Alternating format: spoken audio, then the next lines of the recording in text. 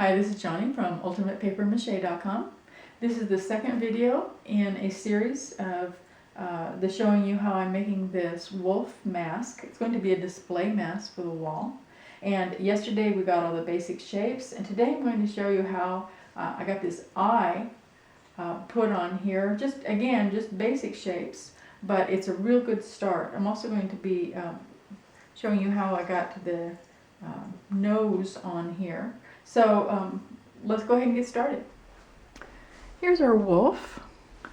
Yesterday and I made a video showing how I got this basic shape of our wolf's head using a mask form that I made using a plastic life-sized human skull for the mask form itself.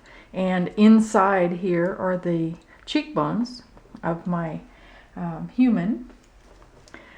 This is going to be a mask for the wall, so it didn't really need to be made over any human mask form, but I just wanted to see if this would help me get a nice rounded shape and get all of the bones in the right place. And it really does seem to be helping, in spite of the fact that it's the wrong species.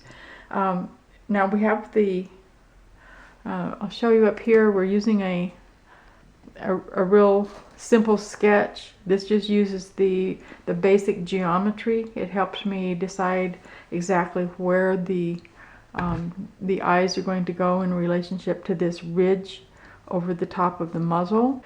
So I made just a couple of balls and cut them in half basically for eyeballs. Put them right in there.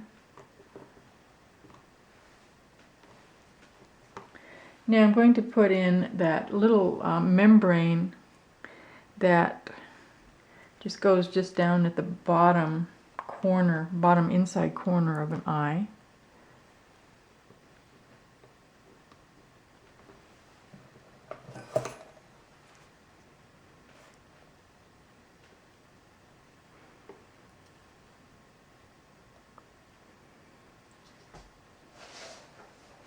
This will help keep it in place as well.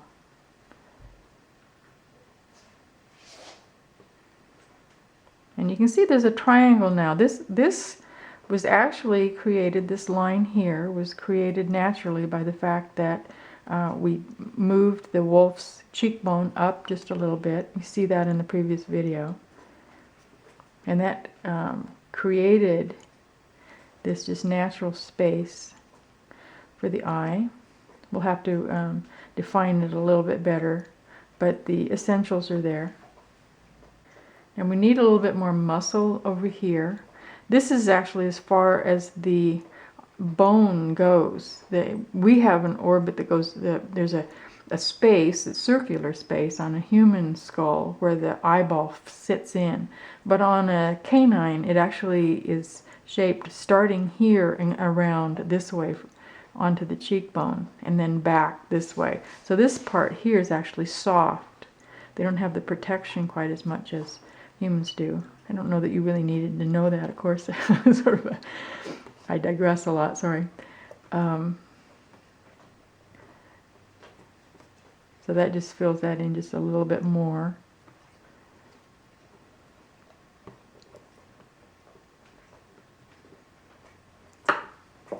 Then I'm going to put the bottom eyelid on first. I'm trying to put things on in the order that, like from the bottom to the top, just so that you get a fairly natural overlaying of shapes.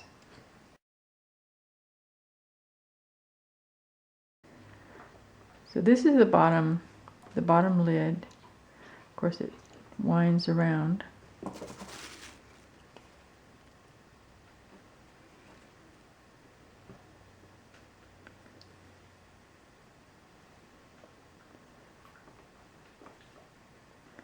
Need to shape it some more, of course, after we get everything all kind of set into its proper space.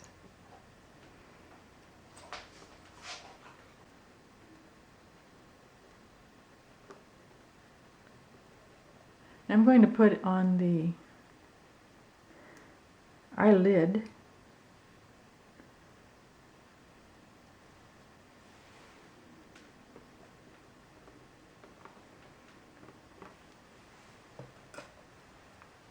There's a line right here. Again, that was happened naturally because of the separation between the cheekbone that we worked on in the last video, that I worked on, sorry. And that actually is going to show up when I'm painting it. There's actually a darkened line right there. So quite often you'll see on an animal that the fur marks and the shaping of the coloration will follow the underlying form, which is kind of fun. Makes it a lot easier to kind of know where your paint goes. And now we need that really nice eyebrow.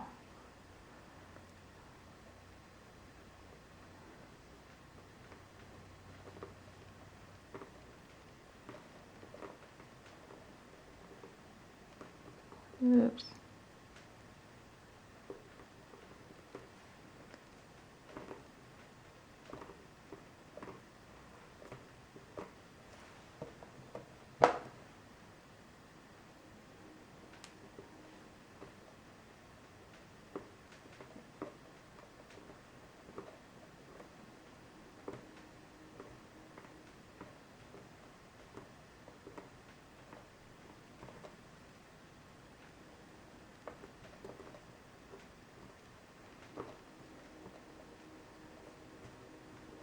And then there's a piece that, in the muscles, I think it is.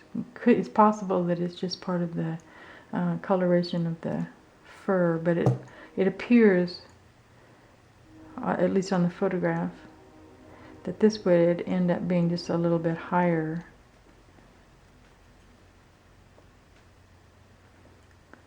So there isn't quite as much of a dip. More like that.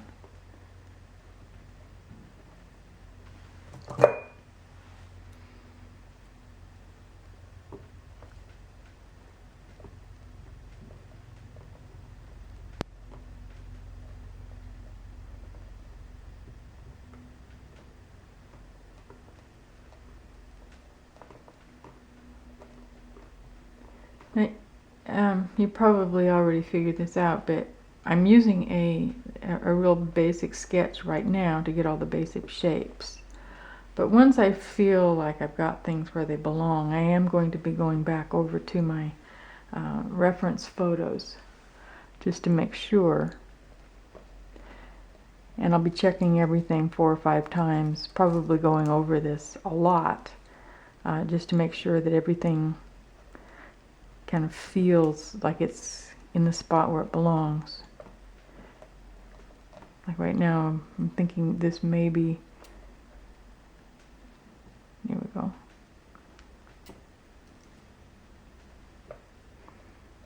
Now sometimes I'll say, oh, that's not the way it was on the real animal, and I'll decide I like it anyway, and so I'll just go ahead and leave it.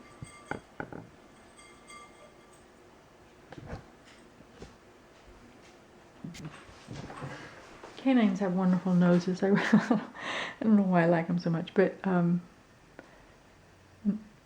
they're not terribly difficult to sculpt. Need a nostril here so he can breathe.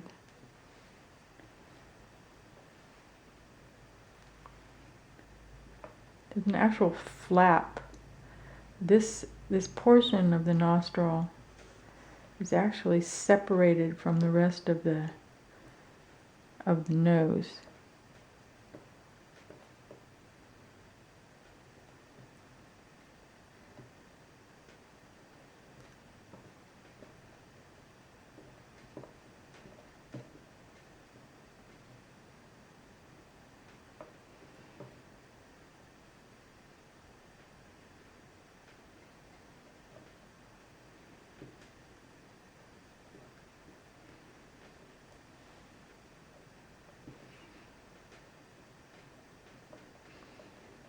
Because I'm just starting now. This is just like we're doing with all the rest. It's just getting things in their proper place. There is a line down the middle of a nose on a dog. I think that's enough for today. I'll go ahead and finish up this other eye and come back. Next time I'll show you, in the next video, I'll show you making this line here for his mouth.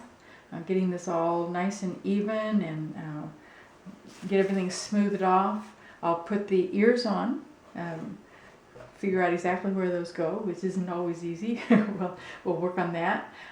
Thank you very much for watching. I want to remind you I do have 3 books out. I've written and illustrated. You can find all 3 of them at wetcatbooks.com, so please go over and visit, and I'll see you in the next video. If you have any questions at all, be sure to ask either as a comment out on YouTube channel, Ultimate Paper Mache, or come over to my blog, ultimatepapermache.com. I'll see you then. Bye-bye.